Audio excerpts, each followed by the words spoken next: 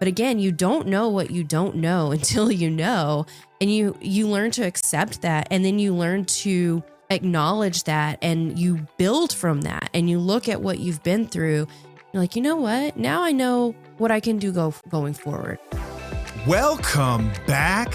Welcome back to another episode of Till the Wheels Fall Off. I'm Matt. I'm Paige. Concluding our 3-part series on anger today. This has been a fun thing. I like these series. I hope that you do too. But anger today, insofar as the anger you feel after you've left a relationship.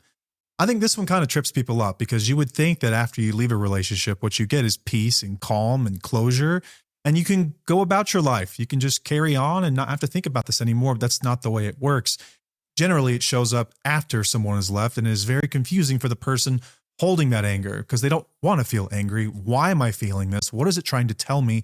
And what the hell do I do with it? In the last episode, it's kind of simple, I guess, compared to this one, because I was around. If you're repairing, I was around to provide that justice and accountability, and it helps people with closure as they look at the point of their anger because they can see a reason to forgive. But what if there is no reason to forgive? What if there's no forgiveness given?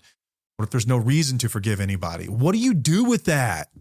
We're going to talk about that today. The anger that you feel on the outside of a relationship. And as it turns out, it is much more about finding meaning and what this journey has taught you over the time that you've experienced it. What do you do with this stuff afterward? And we have experience here, even though we're still together, because this is not the only relationship in our lives that has been affected by these dynamics, as it turns out. So we've got experience here like we do with a lot of the other stuff we talk about, basically everything else we talk about. But these are fun.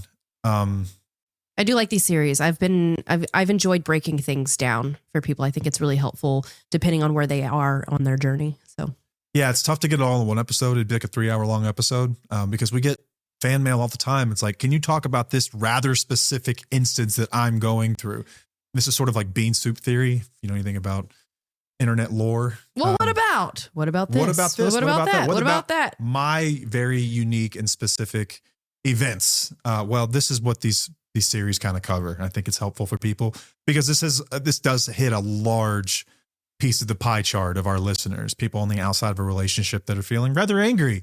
I do think that anger is telling you something somewhat different depending on where you are within your life as well. I'd agree with that. And that's why we're discussing it in bits and pieces. It's going to be a good one, though. We're going to cover all the different aspects of this, what's going on neurologically.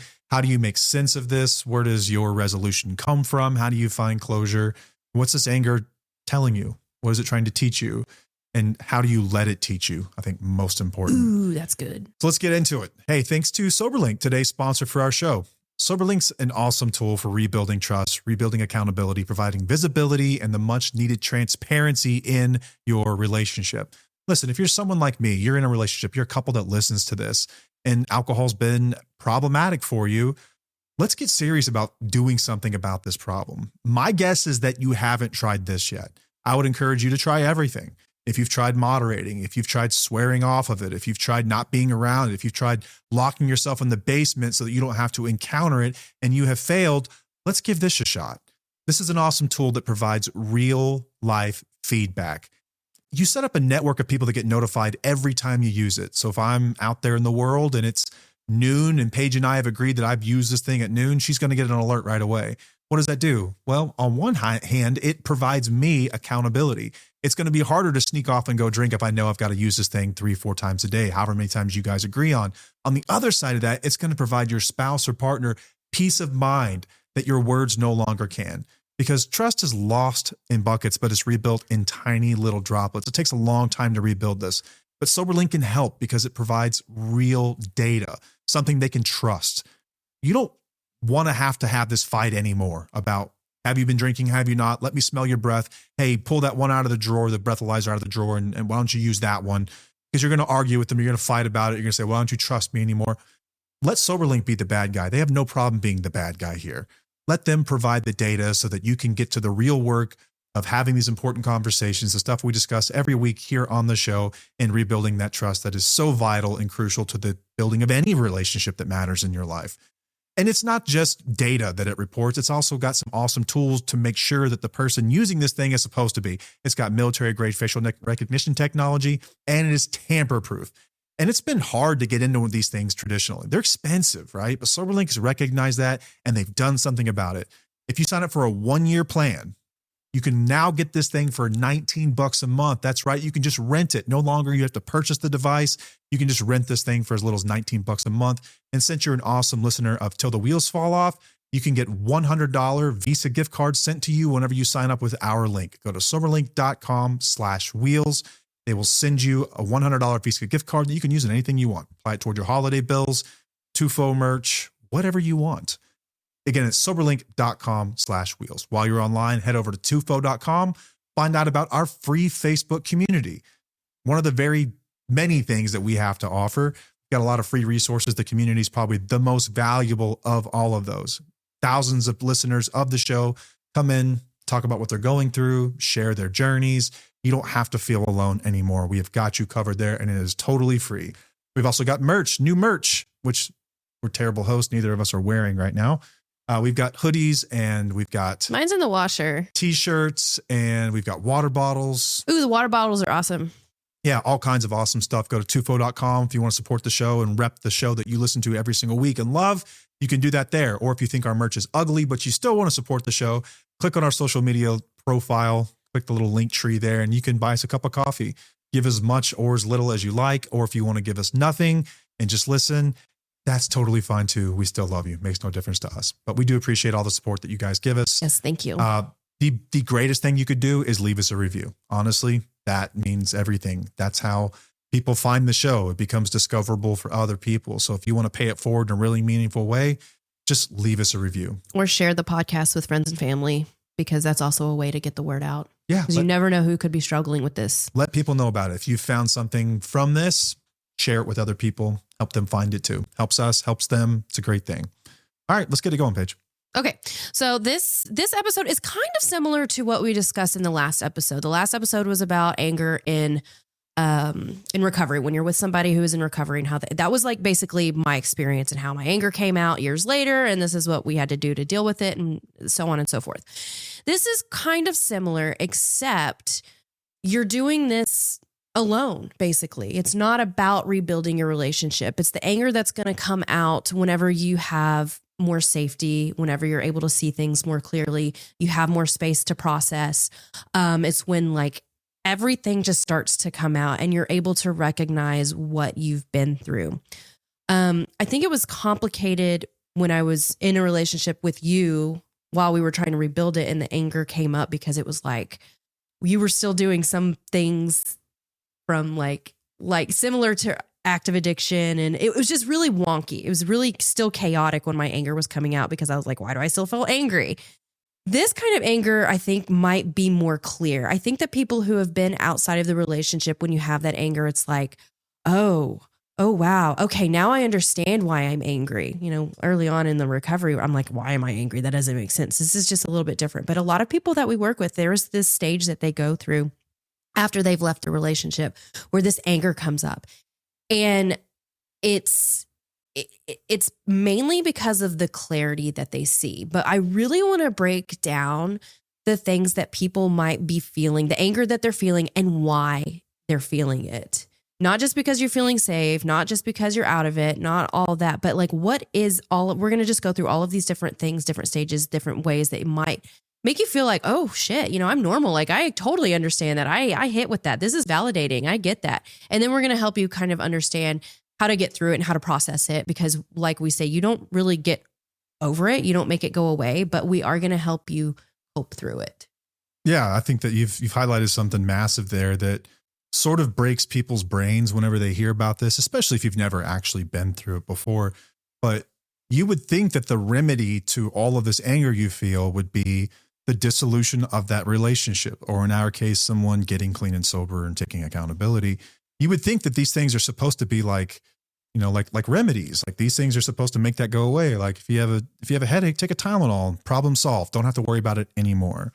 It doesn't work that way. No, It's you have really to get to the root strange. of it. You have to get to the root of it. But also, since you've suppressed the anger for a long period of time, or things weren't changing when you were in the relationship with the anger, you know, because it's like, it's quick. You know what you're angry about, like in that moment, but nothing was getting changed.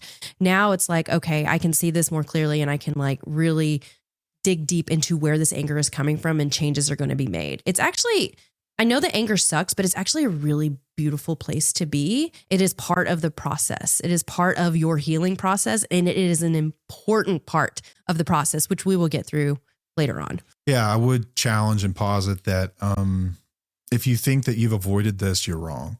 At some point, it will come up in its own way. Yes. Maybe you've got a special makeup that you really don't hold grudges. You don't get mad about much of anything. This will show up in a different way. This emotions buried alive never die. This will show up in some way, shape, or form. So even if you think like I'm a happy-go-lucky person, like I'm deeply spiritual, like I could make sense of all this rather easily, it's still important for you to understand and listen to what's going on and what's maybe some of the ways that your mind has been changed without you even realizing it.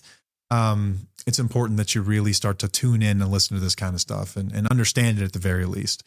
Some people will feel this more deeply, more extreme. Some will have more of a muted experience with it, but Correct. We will all experience it. Right. In some shape or form. Yeah. And it could come out months later after you leave. It could come out years later after you leave. Like it could come out in different relationships. It can come out at some point, but it does need to be addressed. And that's what we're here for. Mm-hmm. So I wanted to talk about the shame about the anger first, because a lot of the times when we feel angry, we feel shame because for some reason in our society and in our world, we have been told that anger is a really bad emotion to have. It's negative. It shouldn't be there. Don't feel angry, which is unrealistic. We're humans. We are meant to feel angry. I do not condone being aggressive, but being angry is important because it's all about, it's telling you something. It's teaching you something. But a lot of the times you will feel that shame from the anger because you might feel like, oh my gosh, I chose this. I should be over it. Why am I still mad? Like I chose leaving the relationship. I chose to get out of this. I chose all of that. Yeah. Not choosing the past. No, we'll get down that in a minute. And saying like, I should be over it. You know, why am I still angry? But I think you need to let yourself process that. Allow yourself to feel that anger and know that it is acceptable and it's okay to feel that way. We've been told many times, even in these relationships, like, don't be angry. You can't be angry. It doesn't feel good to be angry. And that's, like Matt says, it's emotions buried alive, never die. And they're going to come out, and they're coming out right now. That's why you're feeling the anger. But I just wanted to talk about how the shame about anger is okay, but let's just try to like reframe that. Yeah. In addition to shame, I feel that just talking with people over the last several years that have been going through this, there's a whirlwind of emotions that are all, they're anger adjacent as well. Like there's guilt. Mm-hmm. There's regret. Oh yeah. There's a lot of other things that are floating around this. You're right. Because some people feel like it's self-inflicted. Like if I could have just hung out and stuck through it a little more, if I could have just dealt with it a little longer, then I wouldn't be feeling what I'm feeling now, which is that's not correct. You would be feeling it in a different way. We've covered the different ways you experience it. No one gets out of this alive. Yeah. No one gets out of this without feeling the anger. I think it's tough. Sometimes I know I've talked to people that aren't really sure what they feel. And a lot of times it will be grief. And a lot of times it will be regret. It will be shame, but these are all anger adjacent.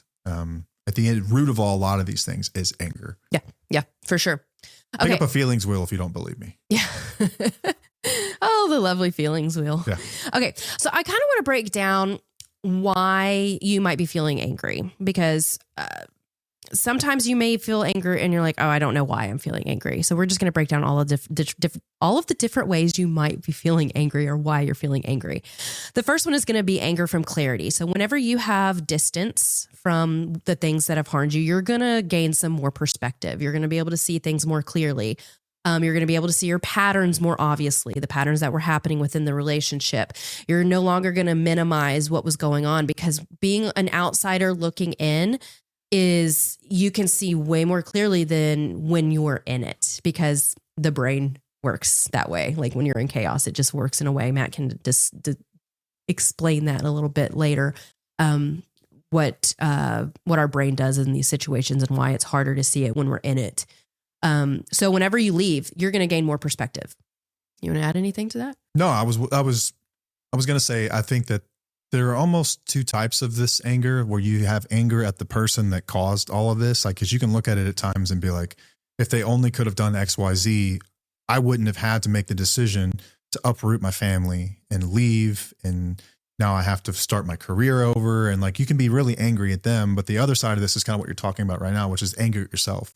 Oh, that was the next one. This was just anger in general of seeing the patterns of what your relationship was. This is looking at the relationship as a whole, technically, is seeing, because you don't really recognize the patterns when you're in it, because it's the cycle that continues to happen over and over again. But when you're outside of it, your life. You don't really think much about it. We did an episode on 90 days and what it can do for. It's like 90 days of habits, 90 days of clarity, 90 days of removing yourself from a situation. If you can have 90 days to gain a new perspective and to see the patterns, your life will change because you can see things differently. We've had people who have removed themselves from their relationships for 90 days so that they can see what it was that they were actually in. And yeah, anger is going to surface because you're actually going to see what's going on. And this isn't to scare anybody either. Like, if you're still in it, like, because that anger is going to come out if you're in it, if they're in recovery, if you're out of it, whatnot, it's going to come out no matter what, because you're not living by your values. Like, that's really what it boils down to. When you're not living by your values, that anger is going to surface. Yeah. There's a reason we get angry. We've touched on this in a couple of the episodes before, but I think that's a really great way of looking at it, is that whenever you feel anger, a lot of times it's your mind and your body's way of saying, like, something is wrong in my environment. Someone has done something. They've crossed the line. And it's really interesting. Like, if you think about what's the purpose of anger, it's a mobilizing emotion. It's supposed to drive us to action. Yep, sometimes it can be action in confronting someone else who has wronged us. Sometimes it can be action in saying, like, my environment is not fit. Something needs to change in my environment. Nothing changes if nothing changes. And that means that I need to change. And this can drive cultural and social change. And it's really fascinating, but it's gotten such a bad rap where we look at anger like, oh, don't do that. And I think I talked about this before. I think that a lot of the tabooness of anger and where a lot of this stuff comes from is more about how comfortable other people feel around people that are angry. I think that it makes us confront something that we don't want to confront. It's like, don't bring your problems to my doorstep. You just need to be happy. I don't want to deal with this shit. I don't need to hear about this stuff. It is a reflection of you. It's a really selfish thing that we do. Absolutely. And we're not there for people who feel angry. And, like, I'm glad you mentioned that. Listen and, like, hear them out and, maybe confront some of the things that are going on in our lives that we just haven't wanted to look at. But it's a very transparent emotion that opens a lot of doors that people aren't ready to open. And I think it's awesome. I think in a lot of ways, like, it's a really, really valuable emotion that gets overlooked and gets this boogeyman kind of label on it, and it shouldn't. Right. But see, in this anger that's happening after the fact, right? You're thinking, well, if it's not happening in my life right now, why am I angry about it? It's because it hasn't been dealt with. Yeah, there's no closure here, really. You haven't. It's really to help you gauge your values and your boundaries. You use it to set boundaries. You use it to move forward with your life. You use that anger as like, okay, what was I in that I don't want to be in again? What do I not want to happen within my life going forward?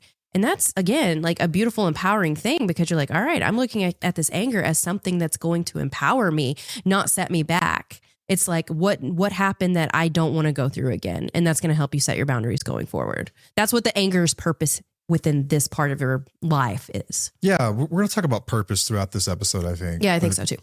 I think the ways that we find meaning and we derive meaning from events that happen in our lives. I think that there's one way we've always framed this for a lot of people. I say we, just kind of like colloquially, all of us, like the collective we, have said, everything happens for a reason. I guess that's one way to look at it. That's never set well with me personally. I can look at some terrible tragedies that have happened, not just in my life and other people's lives. And I'm like, for a reason? I don't know about reason here. Yeah. But can we find meaning through that? And I think that that's a much bigger exploration and personal integration of how these events shape us and how we do derive meaning from them and how they change us moving forward. And I think that's very much the case here, because for the previous two episodes that we've done on anger, there's resolution to some degree, right? I think in the first one, we can look at, okay, it's about pattern recognition. It's about stating what reality truly is. This is what your anger is trying to teach you. And the second one, it's more about closing the loop with justice and accountability and transparency and change behaviors moving forward. In this third one, it's more ambiguous. It's much more ambiguous. It's like there's no real clear resolution for this anger. Like, listen, I've removed the threat, but I also didn't get justice. I didn't get accountability. I didn't necessarily, in some degree, yeah, you do get to see, you kind of open the door that you didn't want to open. You see what things really are. You talked about how you identified this, pattern recognition and everything else. But I think that, like, we've talked about the book more times than I can count on this show, Man's Search for Meaning. And Man's Search for Meaning was written by Viktor Frankl. And Frankl talks about how we find purpose and how we find meaning through life. And he identifies 3 ways. The first one is by creating work or doing a deed. We can find meaning through our work. I think that a lot of people do this. We all do. And work doesn't necessarily just mean like what you do for a paycheck. This can be the work that you do as a parent, like that, the meaningful work of a relationship, which is kind of the second one. It's by experiencing something or encountering someone. This is experiential values. This is about the meaning that we derive in personal and interpersonal relationships. We love people and how we raise children. But the third one is the most interesting. I think it's the most powerful thing that came out of Man's Search for Meaning, which is by the attitude we take toward unavoidable suffering. And this is, I think, what Frankl discovered more than anything, the most profound part of Man's Search for Meaning was that it's the last human freedom to choose the meaning that we derive in our suffering. Unimaginable suffering. This is a man that was in a concentration camp. And how do you derive meaning from that? And it's a beautiful way of looking at things. I think that the Stoics have talked about this as well. Marcus Aurelius, I was reading Wisdom Takes Work, Ryan Holiday, a very, very good book, by the way, which maybe I'll cover in one of my own episodes at some point one day, but talks about Marcus Aurelius's famous quote, "The impediment to action advances action. What stands in the way becomes the way. The obstacle is the way this is oftentimes paraphrased." And so when we look at anger without resolution, without justice, without this closed loop and this nice little packaged, hey, here's everything. It's difficult because what you're going to have to do is figure out, what is this trying to teach me for the next 20 years of my life? What lessons did I learn here that will shape me? How can I integrate this as part of my character and the way I look at my values, and I set relationships and boundaries and clarify my life and what I don't and what I do want and don't want moving forward. And that's much more the story here. It's much more existential in that regard. Right. It's about shifting your perspective. And it's what we try to do within a lot of our episodes as well, is to help people just kind of shift their perspective on, like, this didn't happen to me necessarily. It's like, well, what am I going to do with this, and how do I move forward with it and building that resilience? Yeah. It's like, did it happen to you or did it happen for you? Yeah. And you get to make that choice. Right. And a shift in that perspective really does make a difference in your healing. And it's not about forgiving. It's not about forgetting. It's not about any of that stuff, or like completely accepting everything. Or like tolerating or whatnot. It's really just looking at it as like, okay, what can I do with this and move forward with that? Yeah. Like something we've talked about from day one here is like authenticity wins. Like, I hope that something that's always come across is that, like, what you see here is what you get, like with us anyway. Mm-hmm. It's like, we are what we are. Like, we're not putting on a show. This isn't performative. Like, these are our real thoughts. This is stuff that we think, and it lands or it doesn't. And if you don't like us, like, okay, if you do, cool. That's great too. I think what's really interesting to me, and like one of the coolest things that I've witnessed, is that, like, in the beginning, our thesis was like, let's just teach people to live authentically. Like, that's something that I think that we've done well. If there's one thing we can show people, it would be that. And I think that that's where this becomes really integral to your healing, is that you have people take this thing that they never wanted. Like, I never wanted any of this shit to happen to me. I never wanted to have to leave a relationship or go through that shit. But here it is, and now it's part of my journey. And how do you make them proudly accept that about themselves and integrate that into their lives and moving forward? And how do you have that create meaning for them moving forward? And anger is just a part of that. A lot of times it's the first sign that you get that, like, kind of taps on the window at night, and it's like, hey, guess what? There's something you need to look at a little harder over here. And you may think it's something small to avoid it in the beginning, but it becomes such an integral part of your story as you move forward. And this will become part of your story. This will become part of the story that shapes you and shapes the way that you show up in relationships moving forward, shapes the way that you parent, shapes everything. And this is you.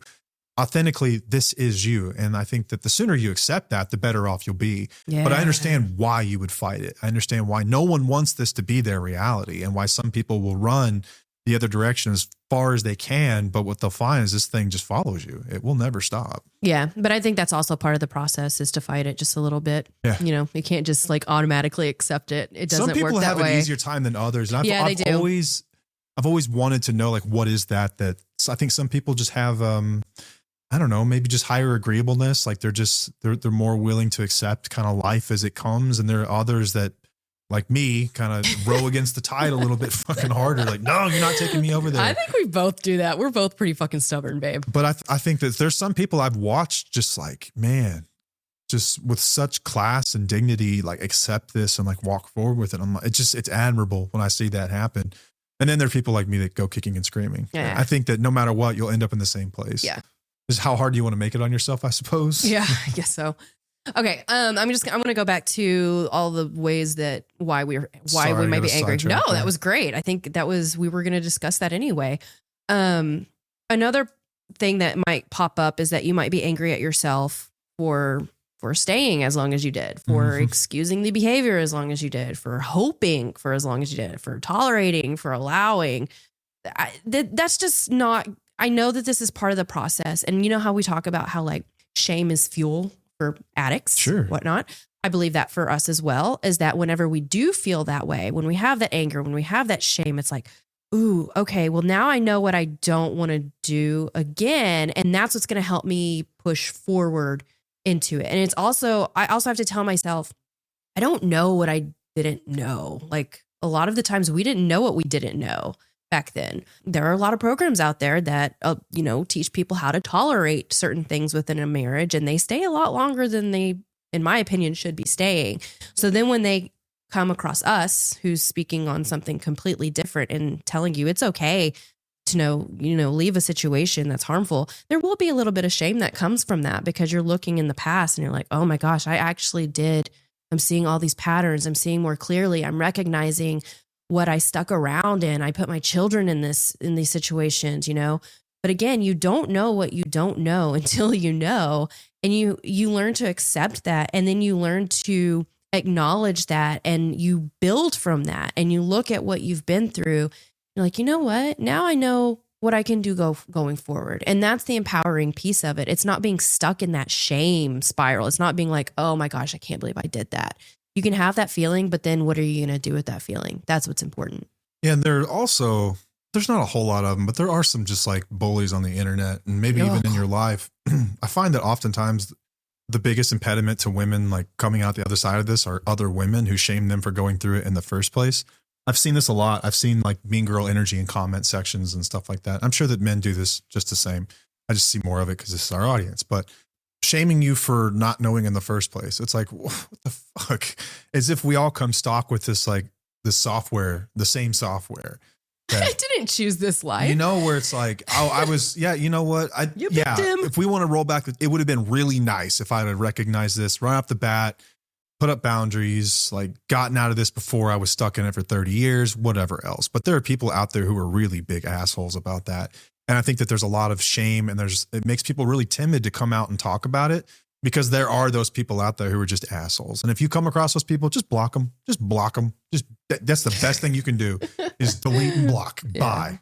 Goodbye. You're damned if you do and you're damned if you don't. I've learned that. As long as you're living authentically, you'll realize that. Yeah, it's like, okay, can we agree that the best case scenario is that we didn't go through it in the first place? Sure. But the next best thing is that once you recognize it, you have acknowledged it, done something about it. And like, learn from it, man. We should never, ever beat someone up for what they didn't know. Builds up your resilience. And I can probably speak for 99% of the people that get in these relationships. Do you think that we got into these knowing that our partner lied to us, that they were great at manipulating us, that they were awesome at like sugarcoating and also love bombing and all? Like, this stuff wasn't discussed when you got into these relationships. Like, we know more now, even as a society, what's going on within these relationships. So I just don't like when people are like, well, you knew what you got into, because no, you don't know what you got into. It's not like people chose to go down this path. Y'all are really fucking good at what you do, and you know this. Yeah. I think that there are fewer of these people than there probably were 15 years ago, but they're still out there. Oh yeah, for sure. Don't get me wrong. And I know that keeps some people from coming forward, because you don't want to have someone rub your face in the mess on the floor and say, I told you so, you should have known better, whatever. Yeah. Fuck. And that's why I don't like to use the word tolerate or allowed, even though we say it a lot. I can't really figure out how to say it in a way that, I don't know, is more meaningful or makes more sense. And maybe you and I can have a discussion on this, because it's not like I allowed you to do these things or I tolerated it. It was just, it was there, it was chaotic. It was crazy. I think tolerate's maybe more fair than allow. You think? Yeah. I think once you know, then what else do you call it other than tolerate? Okay. Once you know, yes, it would be tolerating. I agree with that. But I didn't know this stuff back then. Before you know, it is what it is. It's manipulation. Right. It's lying. It's someone being deceitful. And it's intended for you not to know. All the actions are designed so that you don't know. What else do you call that? But someone running game on you. Basically, if you're angry at yourself, I think that's part of the process. I really do. I don't think it is a bad place to be. I think it is part of just going through it. Just don't stay there too long. You're going to, once you get into once we discuss on how to get through the anger or whatnot, it'll help you get through that piece of it. But I think that it's important for us to go through that. It's important for us to acknowledge that, because it's going to help us move forward and actually build resilience and, build healthier relationships.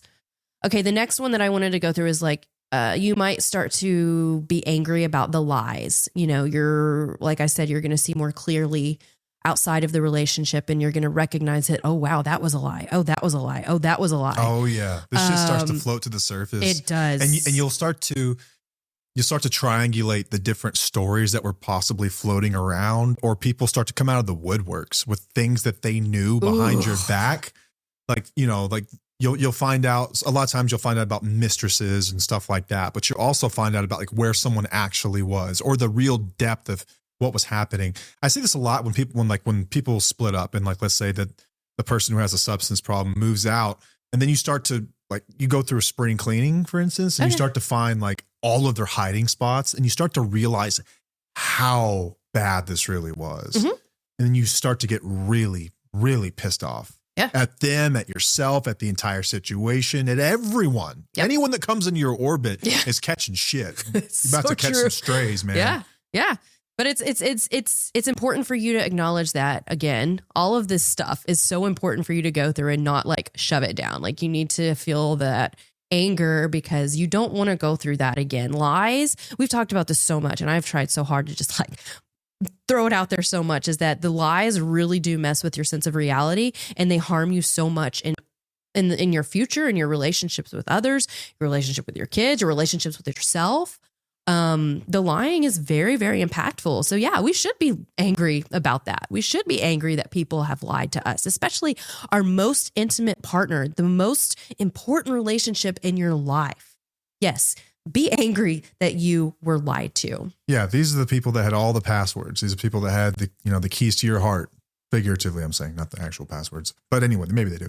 But these are the people who had all your trust, and they've broken it. And that is the ultimate betrayal, right? Yeah. And you're going to see this more clearly when you're outside, when you're out of it. When you're in it, you don't see it as clearly, because again, the toxic cycle is there. There's lies, there's love bombing, there's this sense of peace, the honeymoon phases, and then it comes back in full circle. We talk about the toxic cycle actually in our program. And it's very, very hard to see when you're in it. So when you're outside of it, I didn't recognize all of the lies and all of the shit that was going down until many years later. And that's when the anger really, really hit. So if you're getting out of the relationship, you're going to start seeing a lot of this stuff way more clearly, and it's going to hit you a lot harder. Yeah. People are really good at managing chaos. What looks like chaos to outsiders, for instance, but to you is a fucking Thursday. It's your normalcy. It's just normal. And you minimize it. Think about it if you've ever taken a hiatus from work, or maybe you have taken a break from a really tough relationship. I have a very toxic relationship with my career and some other people around my life. And I've taken space away. It's not until you're away for at least a month that you go, oh, fuck, this is really bad, huh? And then everyone around you is like, yeah, I told you so. I've been telling you this, this is crazy. And then you realize it, you go, that motherfucker, holy shit, they've been taking advantage of me. They've been doing this. They've been saying this shit. This is not normal. And you have this this epiphany all of a sudden. Yeah. And it's just, you feel fucking rage. You're like, holy shit, they've been taking advantage of me knowingly. I've been dealing with it without even recognizing it, just because I'm just trying to manage the day to day around here. And you become so attuned to just managing chaos that you don't realize how bad this shit has gotten. Yeah. And speaking on your experience, because this just kind of like, this made me think, with that anger that you had, the rage, once you removed yourself and you're witnessing it, it doesn't help you to go back to that person and tell them while you're angry, right? Like that doesn't even, you've finally recognized a pattern that, or a cycle or whatnot, that you can't do anything to make them see the harm that they've done. No, and they're going to be really unwilling to admit any of that stuff or take accountability for it or anything else. Oftentimes they equate time passed to an apology. So if you do come back to them, my experience, and what we're talking about is a family member of mine who struggled with a lot of this stuff and represents every one of the toxic dynamics that we talk about. Check every box, every single one. And in times when I've had space and I'll go back and like, you think maybe it's safe now, maybe some things have changed. I've changed. And so we assume that maybe they've changed too. But remember, these are emotionally immature people that are not doing the same inner work that you've been doing for all these months. You've been changing, you've been exploring, you've been trying to make sense of this and find meaning and purpose. And you've really been taking accountability for your role in your own suffering. They haven't done any of this shit. None of it. Not a fucking bit of it. They may claim they have. None of it. With words. So when you come back, what they hear is like an olive branch kind of thing where it's like, oh, they're admitting that they're wrong. And then I knew I was right. They're not, they have learned nothing. Like when you go back, you're going to be, you take yourself back to square one. Yes. It's like you show up thinking that we're in a different place because you are internally, but remember, they haven't changed. Connection takes two people walking toward each other. If it's just one person chasing after the other all the time, looking for that accountability or looking for that maturity or that growth, you are not going to get it. Like, what does their pattern say?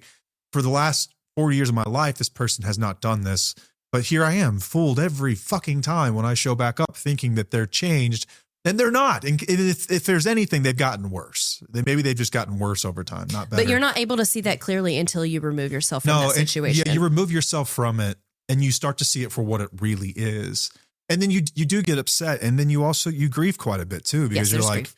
This sucks. Like, this is my life. And that comes to like really resonate, and you'll be watching a movie or be out in public and you'll see like people connecting, whether this is like mother and son or like a parental relationship, or it's spouses or children and like parents. And you see people just connecting at like a really natural, like deep level. And you start to get pissed. It's like, what the fuck's so rotten about me that I don't deserve that? Like, that I can't get that. Like, what's going on with me? What can I change? And then you start to explore more. What can I change about myself to get that? You start to look at the different ways that you can bend and change yourself, or like, remove some boundaries or values so that you can have that. And when you start to sacrifice chunks of yourself over and over and over time until there's nothing left. That's what the ultimate result of doing this. But what I can tell you on the other side is that when you do remove yourself from it, one of the first things, you're going to feel sadness and then grief, and then you're going to get fucking mad.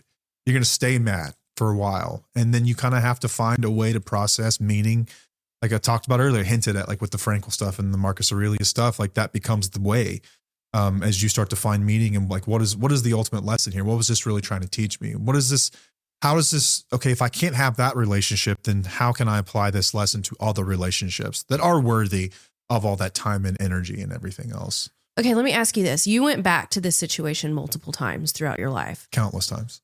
Was it during, which phase was it during? Was it during the grief phase, the anger phase, or the sadness phase? Like, where do you feel like you needed to get past in order to not go back to that cycle? I can deal with anger pretty well. I'm pretty good at anger. Anger is something that I can feel pretty deeply. And then I'm really good at, like, one of the first concepts that I really became familiar with over a decade ago was like acceptance is the answer. And this is very much like the obstacle is the way kind of thing. And I was really good at finding like my meaning through anger. The grief was by far the hardest thing. But going back, when you were going back into that cycle, what phase do you feel you were in? Oh, when you go back, I should have listened to you harder. I'm No, sorry. it's okay. You already asked me that. Yeah. No, it's okay. It's exactly the same question. I would have a question. So when I go back, what phase am I in? Yes. When you had gone back multiple times to that specific relationship, to that specific cycle, were you in the anger phase? Were you in the grief phase? Like, were you sad? Where do you feel like you felt like you needed to go? Because you said you felt like they were changing because you were changing. So you would go back. You assumed that, right? Where do you feel like in your healing process or whatnot, where were you? Were you angry or were you in your grief and like sadness? In those moments that I had gone back, I was in a really like collected and I think peaceful state. Okay. Because I had I had processed through all of those things, through the anger, through the grief, through all of it. Mm-hmm. And then when I go back, I'm like in a very peaceful, content state. I'm like, I'm in a good place right now. Maybe it's time that I can go back and like, see how everything's going. Ooh, okay. And so it's like, once I've gone through all this, it's almost like drugs and alcohol relapse. This is the insanity of it, right? Yeah, right. I've done this more fucking times than I can count, where I've gotten on a substance. And then coming off a substance sucks. Like, right. You go through the withdrawals, you go through the pain, you can't fucking sleep. And just about the time that you're finally sleeping through the night and you're able to get through the day, you're like, maybe I should just try that out again. I think I'm okay. I think I can handle this. We got this. That's exactly it. It's the same fucking thing. What I would do is, once I had made peace with all of it, then I'm like, hey, like, I've learned a lot. And I'm like, I don't know why, but instinctively, I want to share it with them. I want to see what they've learned. And then they will do what they do. They will show you why you walked away in the fucking first place. And then you will get mad beyond your wildest dreams at yourself, at them. And it starts over. God damn it. It starts over every single time. So what happened to get you to the point of saying, I'm not going back to that cycle again because I have more clarity now than ever? Oh, I'm a slow learner. I don't think you're a slow learner. For me, it was like having to see it 100 times. I know. I was an outsider looking in. I wish I had a better answer than that. I wish that I had some answer. I was like, I was walking through the woods and I had this. No, it was just it was touching a hot stove so many fucking times that I burned my fingerprints off, to where I'm like, that's bad. I don't need to be doing this anymore. It's just pattern. I had to see the pattern for what it was. I am a slow learner. I am empathetic. I want to extend an olive branch. I want to have a relationship with that person. And it's like, there's something that drives me, and like feeling like I hate feeling like people are mad at me. And it's like, I don't want to be the bad guy in people's story. I don't want to be the villain necessarily, like, I want people to like me. I feel like it's always my job to take the lead and repair. I feel like it's always my job. This goes back to being parentified as a kid. This goes back to like we've having had a to be whole the responsible episode on one. that. Yeah. And so like, I think people do this in their day-to-day relationships too. There's usually like a responsible one who's always making the peace. And then there's this other one who's always being the pain in the ass. And my guess is you're like me. And so you're always going to try to make that peace. But it's just a matter of being burned enough times before you're like, oh my God, this is ridiculous. But you could just take my word for it. That's what I'm saying. I've done the work for you. I can tell you how the story ends. How it's going to end. Yeah. And it's not good. Yeah. In my experience, I've seen this work for other people. They will reach out when there's actual change. You won't have to do this anymore. They will generally reach out. Yeah, but also you have to be very wary of that, I don't think that's real change. That's manipulative. You will see it, and maybe reaching out is not the right word. You'll see it. Like, you'll know change when you see it. And I think that people have asked me that in so many roundabout ways over the years, in comments and emails and stuff like that. Like, how do you know when it's real? You'll just know. Like, you really do know in your gut and in your core. And you will also know because you've seen the performative versions of it before. If you're anything like me, you've seen the fake versions of this more times than you can count. You'll know when it's real. Like, you'll know. But you won't have any doubt. Right. And so I'm going to ask you these questions probably a year from now. I think that you will have much more clarity than what you would have now. Probably. I know we just went off on a complete different tangent. Well, this is the first-hand experience. Like, we always talk about, we have experience. Like, we have to show you what, like, we know. Yeah. Like, this experience we're talking about. Like, I've been through this same thing with people. And for me, like, when it comes to closure and accountability and all that, just removing myself was enough closure and accountability that I needed, because I didn't want to be surrounded by people who completely went against my values. I'm not going to sit there and chase that accountability and that closure. Like, it was enough for me to just remove myself to move on and not get myself back into that cycle, because I know me getting myself back into that cycle is not healthy for anybody. So I stopped it long before Matt did. Obviously different dynamics and different relationships, but it was still easier for me to just cut loose and say like, all right, this is just it. And I'm going to accept it for what it is and move forward. But I did go through grieving too. I went through sadness. I went through anger. I went through all those things. The only difference is that I didn't go back, because I was like, I'm not going to go back, because I don't believe that. I mean, I did like many years ago, but I didn't do it multiple times. I will say this though. You asked me like, how did you know? When did you know that like this wasn't going to get better or something? Right. Like I didn't have some like magical moment, but then I thought about it. There kind of was like, I have encouraged people on the show. I'm on the record saying this, like turn over every stone. I don't think that at the first sign of a problem in a relationship, you walk away from a relationship. I don't think that's how great relationships are built. They're built through getting through difficult times, perseverance. And maybe there's something to be said about the generation of today that are just now coming into families and marriage and things like that could use a little more of that. Yes. But the problem with lessons like this is that the people that need to hear that won't hear it. And the people that don't need to hear it, take it straight to fucking heart. And so what I did was I had like these ideas in my mind. It was like, I could see how the movie was like playing out. And it was like, we would have a blow up. I would distance myself. And it's like, well, we haven't tried this. We haven't tried really sitting down and like truly talking about the problem. I haven't approached it in this way, like having a real honest conversation, owning my part. And then it was like therapy was a big one. So it's like, oh, let's go sit down with like an impartial third party, a therapist, because I know what I've seen and like, but maybe I'm being biased. I remember sitting in a therapy session and them like breaking every rule in therapy and in accountability and everything else, and like giving someone the chance to tell the truth and having them just completely lie. And it was like, at that moment, I was like, you know what?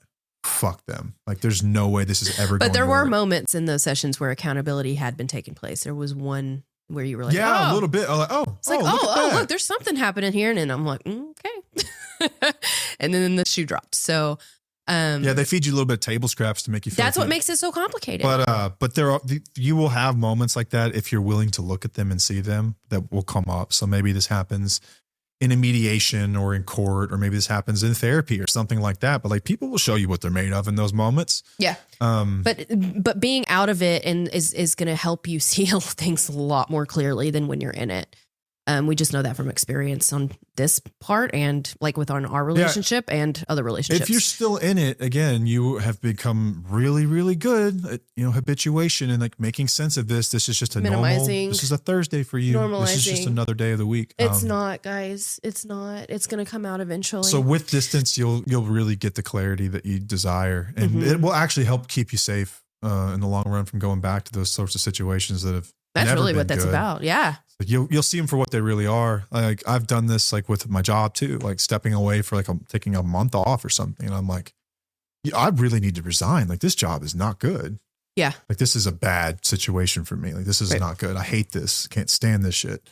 And then it's like, you have those moments where like, I gotta like do something about this. And then what happens is your pain tolerance kills me sometimes. Well, see, there was this concept like we've talked about on the show a lot, but someone put it into I think packaged it perfectly and beautifully.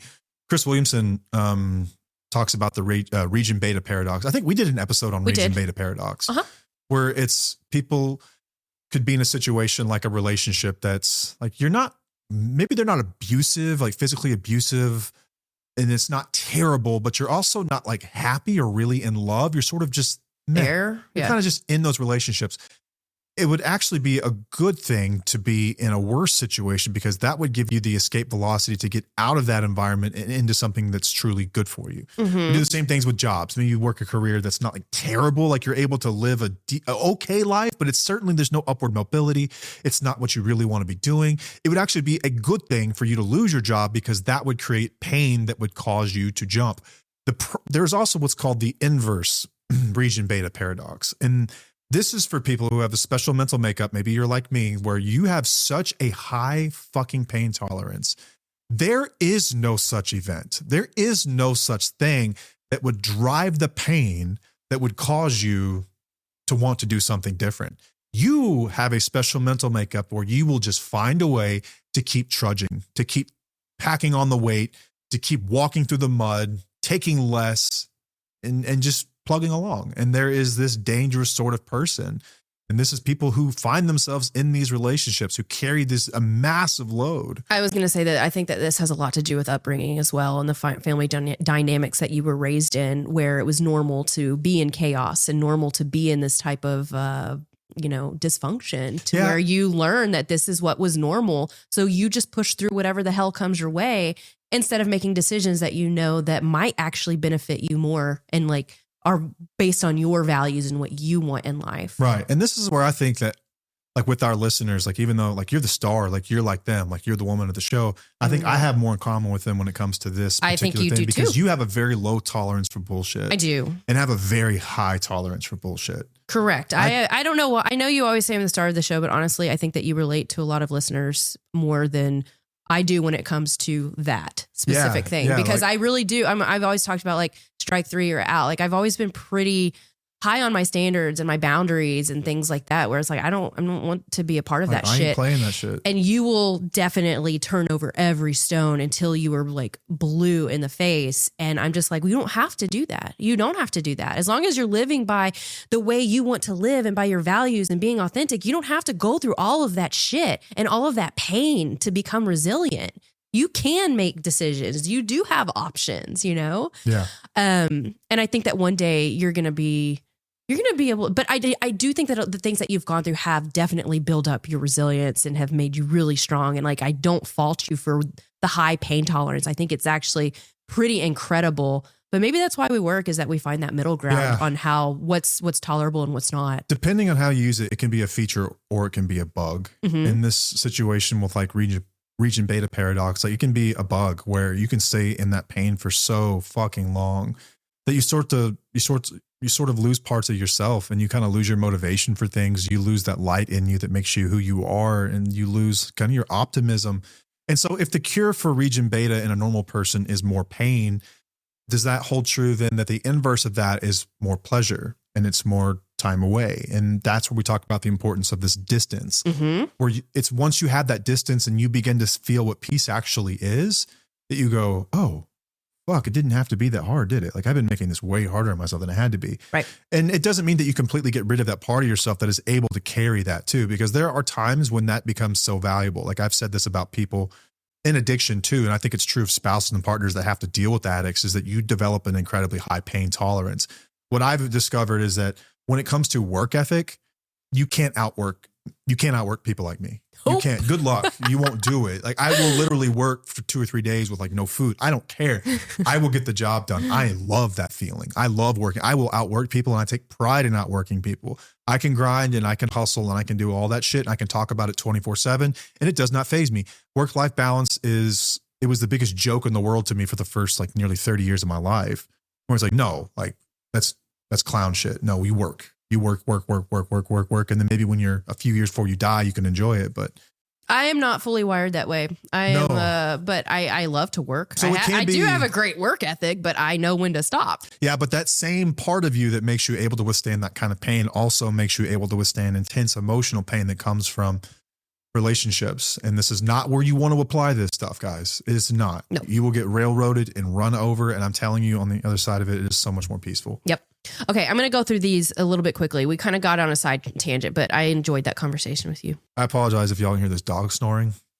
She has been making noises over there. Our little dog, little Boston Terrier, has this like little donut that she lays in. It's like this little bed. It's a little dog bed. She drags it. She won't accept that she's on the other side of the room. And so she like drags it over here next to us. And then she just snores the entire episode. And I think the mics pick it up. I can't really tell. I don't know. She just has to be near us. It's really cute. It's funny. Okay. So we talked about the anger about the lies. The next thing that you might have anger on is lost time. So years of being in survival mode and in chaos, and a life built around around their addiction, around all the chaos, around all the other things that, it's just like the minimum, and that's usually just grief. You're going to go through the grieving process about the lost time that you've been through. I grieved that. I went through some of that. This was very, I think all 3 of the episodes this is probably part of that, right? Mm-hmm. Where you look at the lost years, the lost time, and time that you'll never get back. Like straight up you will never get back, but probably more painful in this third instance, because there is no, like, without finding meaning through like what we talked about with like the Stoics, what they have to say, or Frankl, what he says about finding purpose in this. Like, it really was, you could look at it and say, like, with me and you, it's like, well, yeah, but the payoff was that, you know, we're still together, and like it was for not all for nothing. Well, on the other side, in the beginning, if you're rather cynical about it, you'd be like, this was for nothing. I didn't have to go through all that. And like, what was it for? Like, I didn't get there's no payoff, because we oftentimes look at relationships like an investment. That's how we've talked about the sunk cost fallacy of relationships, where there are so many of you that stay in your relationship just because you've invested time. Yeah. And I've literally heard, and I've read the messages where it's like, we've been together for 20 years. I'm not giving up now, but it's been shit for 19. Like, what are you holding on to? Like, what are you valuing here? Like, what is the investment payoff? And that's how we look at it. We look at our time must have a payoff. Like, I'm not going to give the most valuable resource in the world for nothing. And so when you start to look at like the quote unquote lost time you get from going through all this shit, dealing with it for all these years, and then on the backside of it, you don't even have the thing that you invested in. It's like, oh, fuck. Yeah. It does become a deeper search for meaning, and there is still meaning there that is every bit as powerful as the other avenues that you take to get to this place. But I think it's probably a more prevalent sort of anger that pops up, more common too. Because you did go through some form of this as well. Yeah, I did. I also went through grieving of what our lives could have looked like as a normal couple, you know, like being able to have a drink on vacation or sitting on the patio, doing things like that. And I went through that. I talked about this on the show a couple of years ago. I was like, yeah, I was really sad that, you know, it didn't turn out the way that I thought our relationship should turn out. But now I'm like, damn, I wouldn't trade any of that for what we have now, because we have something that's built on honesty and trust, and look, we're helping other people and things like that. So yeah, I went through a lot of that grieving process, but also it's very similar to those in active addiction whenever they hit recovery. Like, you went through a process of grieving as well, of like, I lost a lot of years, you know, I did a lot of things that I wish I wouldn't have done. Think about how much further along it could be if I'd started all this stuff in my early 20s as opposed to, you know, my late 20s, early 30s. But again, you don't know what you don't know until you know, and then you use that as fuel to push forward. But I do think you need to feel those feels before you actually start to make changes and accept what has happened. Yeah, it's a normal thing to grieve this sort of stuff and to process it. But until we have a time machine, you shouldn't be beating yourself too much over something that you can't fix right now. So how do we make meaning out of this? How do we find the purpose of it and move forward with it? All right. Another one that some people may feel angry about is that there's a double standard, like where there's endless compassion expected of your, you know, ex-spouse. Their behavior is explained all the time, and your reactions are pathologized. You know, that's partly why our show is here, is to help you feel validated and acknowledge the things that you're going through are real. And it's not super simple or cutthroat, you know? But there aren't very many programs or spaces out there that acknowledge that your reactions are normal to what you're going through. So you're going to come out of this and you're going to be like, damn, you know, I've spent so much time focusing on their behaviors and having compassion for them and giving them, you know, space for what it was they were going through. And then ignoring your thoughts and your feelings and your emotions and what you were going through. You're going to have some anger from that. Yeah. Again, the world likes to look at quick remedies. We love the idea of like these binary ideas where like, oh, you have an ailment, here's something for it. And so when it comes to this problem that you have, which is your relationship, well, you should be better now because you're out of it. Like, what do you stop with all this shit. Like, no one wants to hear it. No one wants to hear you cry and whine about all this. Like, it makes people really uncomfortable. Again, like, it's more about them than it is you, because you're experiencing very normal emotions. But it's oftentimes like it's uncomfortable for people to have to deal with this like angry woman syndrome, where it's like, I don't want to have to deal with your grief and your anger and your disdain and your, you know, this all these complicated emotions and things like that. But they'll look at the other person and be like, well, now they're going to die. Now they're like, they have nothing to live for. Like, now you've taken everything. And there's so much compassion for the other side of this a lot of times. And then like these people will also, I've been there, and like, there's, let you in on this. Like there are people that go to like meetings and like 12-step groups and things like that. And like they will sit there and cry. People will cry with them and for them that like, oh my God, they've lost everything. Like, oh my God, how do you continue on? Without looking at the other side of that. And like that pain is also very valid. Not to say that theirs isn't, but like yours is too. It is a weird double standard kind of. I think it's crazy that self-preservation is not accepted. I think that we like to think that the person who got out of the relationship got their remedy. Like, oh, well, you've got closure. No, you don't. It's like, you don't. Very seldom do people really feel great about leaving those kinds of situations. Over time. Some do, but I wouldn't say it's common. Right. All right. Another one is going to be anger about the aftermath. So co-parenting issues, financial damage, family systems that still protect, your ex. There's going to be a lot of things that come into play that just from your relationship that it's going to make you feel angry. Like the co-parenting thing. That's hard. There's a lot of people who don't want to remove themselves from these situations because the co-parenting situation is going to be even more complicated to deal with. But there are people who get through it. I will tell you that. There are people that get through it. Some amazing stories. Yeah, there are people that get through it, man. And like, this is a road that no one really wants to walk down, right? But this is when, like we talked about SoberLink being a tool, like there are a million tools and family courts toolboxes that can keep your children safe. That's one of them. Like you can also have plenty of grounds around what custody looks like. But I think what sucks is that you're right. The anger that like, I have to do this. Like I have to keep managing this problem. It's doable. And I think you have to choose your hard here, right? Some people choose the hard, and not saying one's right or wrong, but like some people choose the hard that like, it's easier when they're within arm's length and I don't have to share the custody, like with my kids. I don't have to split up our retirement. I've worked my whole life. He's been out of work for 10, 15 years. Like I'm not giving this shit up. I'm not giving him half. And so you choose that hard. For other people, they choose the hard. That's like, co-parenting sucks, but it's a whole lot better than this other shit that we were doing. Yeah. At least I'm free. At least I can, have a relationship with someone else one day. I can get free from this toxicity. I can start to figure out what normal feels like, what safety feels like. And so they're both hard. Yep. Pick your hard. And if you haven't tried this hard, maybe consider it. Yeah.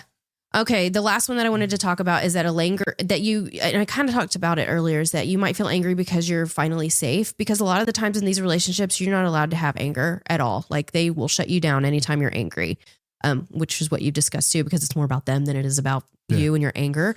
So now when you're out of it, you're having room. You have room to actually feel those feels. You have room and safe spaces to actually let it out. And it's going to feel really awkward and it's going to suck and it's not going to feel good, but it's going to be very important for you to go through that process. Yeah. And that kind of goes back to something that we've talked about in a nebulous way through probably all of our episodes, is that people in these situations don't want to be victims. People that have really been victimized don't want to be victims. I know that there's a lot of shit given to like the internet and like how people want to pathologize and act like victims. People who are victims don't want to fucking be victims. Nope. And so there are a lot of people that go through this on the other side of it, don't want to deal with any of this shit. They just want to walk forward. Like they don't want to identify as someone who's had to heal. They don't want to have a healing journey. They don't want to have to do any of this shit. It's usually the people that haven't been through the shit that want to do that stuff. Oh my God, it's so true. So when I started going to therapy, whenever you were about 4 years sober, it was a trauma specialist. And I was like, I didn't have trauma. Like, I don't have trauma. I don't know what you're talking about. Like, I'm just depressed. I just have anxiety. I have panic disorder. I have all this stuff. You tried to internalize it. I did. I was like, I didn't want to be a victim. I didn't want to say that I had trauma. Even saying it now, I mean, it's fine now because I'm like, okay, yeah, this is what I went through and it's important to name it. And it's important to say that, yeah, I was a victim of something.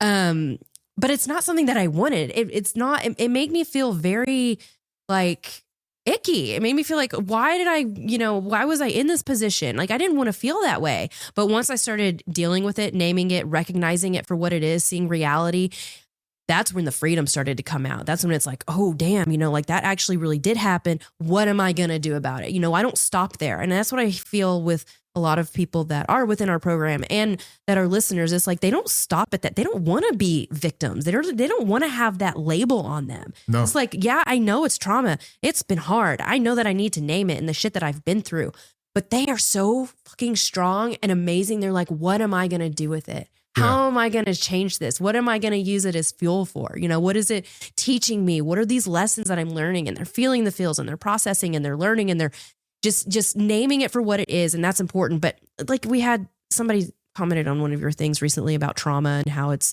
been thrown out a lot. And we've been very big on that. Like we know that trauma's been thrown out a lot, but like you said, those who have actually been traumatized don't really want to call it trauma. Like it's really challenging for us to even put it into words that way. Yeah. You don't want to identify as someone that's dealt with that. Like a lot of times it's the people who haven't been as affected that give this stuff a bad name. Like I've got a friend that did several tours in Iraq and Afghanistan, and doesn't talk about this shit. And I asked him, like we had, late one night, we're on one of our guide trips and I was talking to him about like VFWs, like what goes on at those places.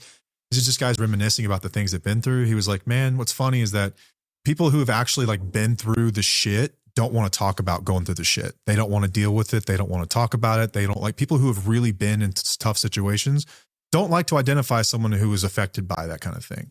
I think it's kind of similar to what we're talking about here, where people who have really gone through that kind of shit. Well, it was really challenging for me to talk about this stuff for a while. They don't want to make that shit their whole personality. No. They don't want to like identify with those kinds of problems. Well, earlier when we had started this show, and it was kind of challenging to talk about these things because I didn't fully acknowledge the damage that had been done, and it's hard for people like me to go through that. Now I'm fine with it. Like I've accepted it. I know what I've worked really hard to like heal those wounds and go through it and stuff. So it's really easier for me to talk about it. Yeah, but still, I think that for you, and I think this is true for most of the people listening to the show, is that they would much rather consider themselves like a survivor. Than someone who was a victim. Yeah.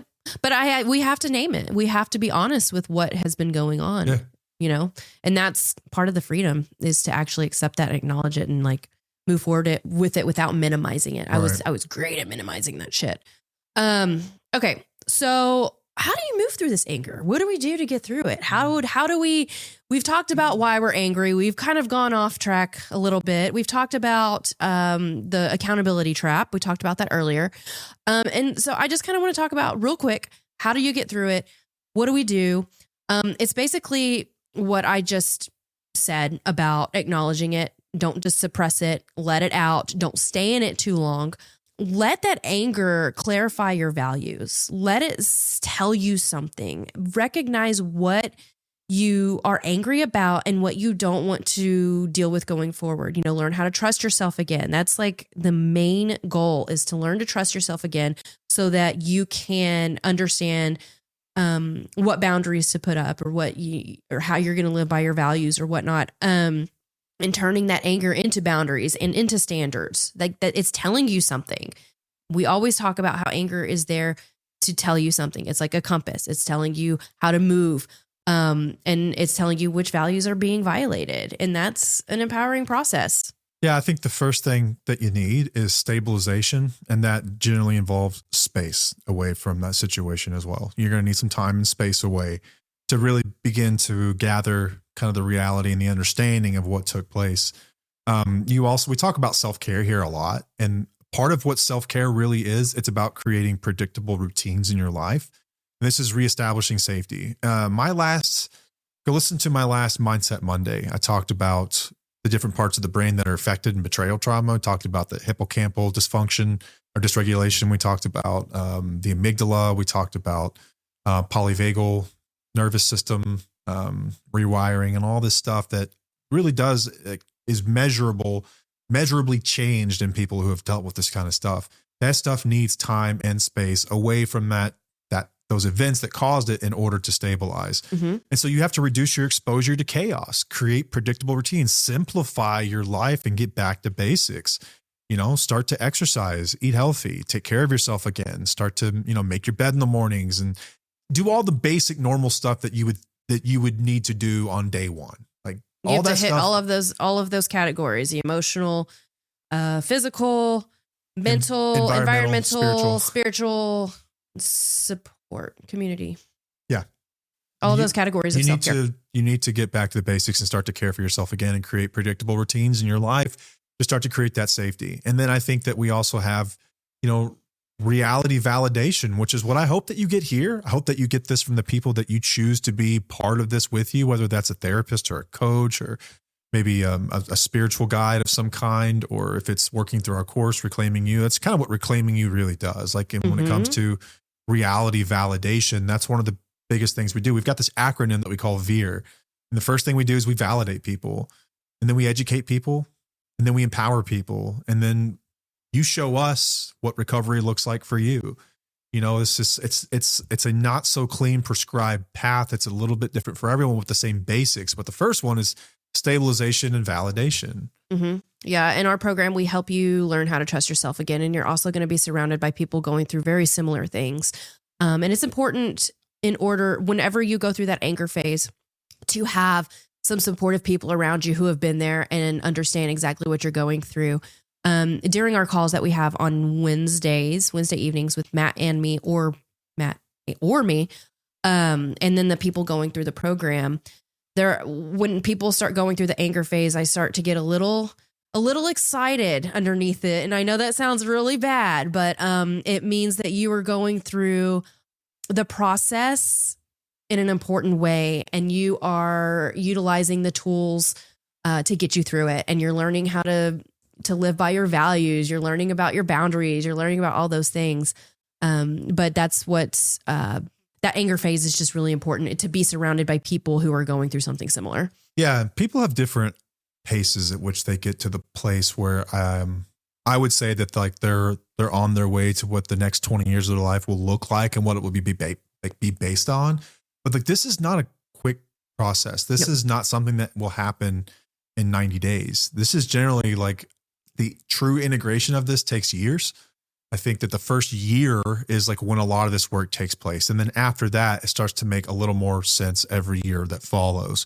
But I think a year is a decent time period for like the integration of this stuff. And we talked about like the stabilization of your environment. It takes months and months and months and months to get used to. And then the reality validation piece of this thing, where you're no longer like, when you're now naming clearly and honestly what really happened and beginning to write your own narrative without editing this stuff for fairness or protecting anyone else or anything like that. Like saying this harmed me without immediately softening it and having your experience mirrored by other people that get it. Like, this is very important when we talk about neuroscience here with your hippocampus. This is the part of your brain that really organizes memories. And this is your filing cabinet for all the events of your life.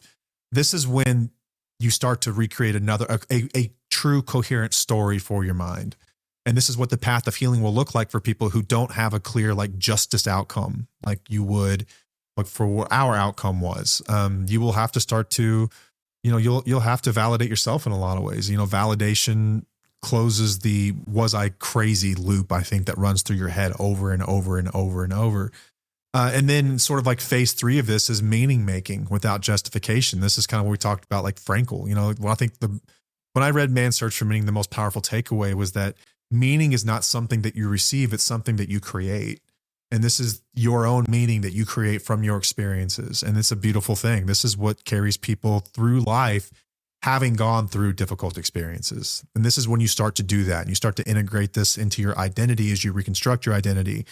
And then you will, another part of this that I didn't mention, we talked a little bit about, is the grief that you will feel. You will have grief and you will not get the benefit of reconciliation. We did a episode long ago with Dr. Diane Boss's work on complicated grief, grief without a resolution. That's going to be part of this. But I think the overarching goal of this is to create meaning and purpose, being authentically okay with what you've experienced, and walking forward. You will not necessarily be grateful for it, but in a lot of ways, you'll be grateful for the lessons that you learned along the way. Like, of course, there are better ways to learn lessons like this, but I think that it's through our most difficult times that we really figure out like what we're made of and how we make the best of this stuff and how we walk forward, because you can't just quit. You don't get to quit. How do you let go, and how do you walk forward? You make meaning of it. And that's what this process really is for people who are never going to get a happily ever after. And they have this, this void that kind of hangs out in front of them. It's tough, man. It's really tough. And we empathize wholly and fully with people that go through this. Wasn't our outcome. And in the beginning, I think we felt guilty that we had a show that talked about this kind of stuff, even though we hadn't been there before. but no one else is talking about the shit. Someone's got to. So we'll be your voice. And we do have experience with it, just in different relationships. Mm-hmm. And I know that there are levels to this shit and maybe it's a bit different, but I think that it's applicable, right? I think that you can find meaning in this any way you choose. And I hope that you do take little bits and pieces from the show and things you learn elsewhere, and you start to really integrate the stuff in your life, and you can walk forward and you can find sense and purpose and meaning in all of this shit. And it doesn't just wreck you and destroy you for the next, 20, 30 years of your life, and that you're able to be happy again. You can eventually get to there. I think you need to go through all of this first before you get there, though. Yeah. Some people try to shortcut it. Some people will start to try to date after, 3 weeks of this shit. And like, it's not going to end well. It's not. Like, go for it. Good luck. It's not going to end well. You show up in a relationship with things that are unhealed, and you will fuck that person up too. Yeah. It's kind of a selfish way of going about healing, because you're not going to be able to show up for them in the way that they would deserve. You can't show up for yourself yet. But people do it. They try. Good luck. That's all I would say. But just lessons learned. Yeah, that's how some people. If you're like me, you learn shit the hard way, and then it is what it is. But I think it's all we've got for this one. I think that concludes our anger series. I hope it's been helpful for you. I hope that you've got some answers to some of these anger questions. And as we look forward in the next year of content, this is a topic that we will probably revisit. I would like to do it again with a guest. I'll find an expert on anger, someone who really helps people integrate this stuff. And goal is to have more guests on this next year. Really would love to do that as we kind of gain new perspectives. And thank you guys for all the feedback too. Recently, we had an Instagram story. What did you guys really take away from this last year? Like, what did you like? I don't think we asked what they didn't like, but a lot of people did tell us anyway. It's just the joy of social media. But we appreciate all the feedback, really. Like the good, bad, the ugly, everything. Like, appreciate you guys. I wanted to know how people found us so that we could create some content to help others find us, because I want to know what information and content like really resonated with them. I asked it in our community as well. Yeah. Thank you guys for all the feedback. Thank you for the support. Thank you. We really appreciate it for us. We're just getting started. That's the way I say it. We're just getting started. And my word of the year next year is authenticity, which is so funny because we started this. That was the first word. We started our entire, our group, our community, when we first started it. The name of it, I think Authenticity Wins is what we have on our banner. Authenticity has always been a thing. But like, I felt like I kind of I don't feel like I was 100% fully authentic. I don't think anybody is like fully 100% authentic, I guess. I think you're always going to self-censor to some degree. You're always going to bend to what you think people want to see, especially whenever you're in a position like we're in, where you become the voice of a movement, really. Correct. And you're responsible for so many people and like what they take away and what they hear. You have to be prudent. You have to be responsible for the content that you deliver, and not just doing it from a biased perspective. And in some ways it does prevent you from being truly yourself and saying the shit you really think. And you do find yourself self-censoring a little more than you otherwise would, because you do have a responsibility and a duty to educate people that come here to you without knowing. Like, we're not trying to fuck anyone up. Right. But see, like, my personality, technically, I'm a pretty blunt and direct person. And I've held back a lot, which is not a bad thing, because I'm an observer as well. Like, I need to observe things before I become blunt and direct, or how I'm going to approach things. But next year, I just want to be more authentic with who I am and have more lessons in some ways, to where if I am more blunt and more direct and maybe I need to scale it back, I need to learn it. I need to learn in order to be like, I need to put myself out there a little bit more in order to learn. And I felt like I held myself back, and I have held myself back a lot. So next year, I just want to be more authentic. That's really where my word is going to go in everyday life, not just in the show or whatnot. Like, I just want to be real. I want to be me, because being real and authentic is like, it's very comforting to me, instead of trying to tiptoe around what other people want. Right. I don't have a word yet. I'll think about it, or a resolution necessarily.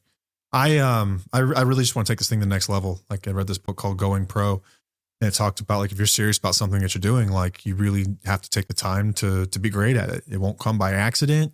And you can have a really half-ass something that you could sort of enjoy, or like, I don't have a speed like that. I'm either all in or I'm all out. So like, all in. And like, so what does like being pro look like? Like, booking more guests and like really coming prepared every single week for for episodes, and having like doing the reading was supposed to be doing behind the scenes. Like I've really slacked on my reading and research and things like that. Partly because of the holidays, but that's just, it's because I also have another full-time career outside of this that takes a shitload of my time managing a big business. And so, like really wanting to focus in on this stuff. And we may change our cadence back too as well soon. Yeah. And we're talking about that, releasing more episodes. I know that. Yeah, this is my dream though. And I'm doing like what I think I was created to do here. And so I want to get better at it. And I want to make sure that you guys are getting something from it as well.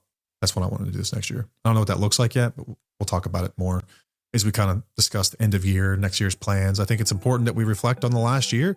All of us will I have not done that yet. Like an end of year review kind of thing. Like we've done the past couple of years, and talk about some of the high moments, low moments, like what we'd like to do differently. I think it's important that you guys do the same stuff. And we talk about some of the funny stuff, and, thinking about having our editor, Matt Freight's, on as well to talk about some of the stuff behind the scenes. Haven't fully fledged it out, but stay tuned.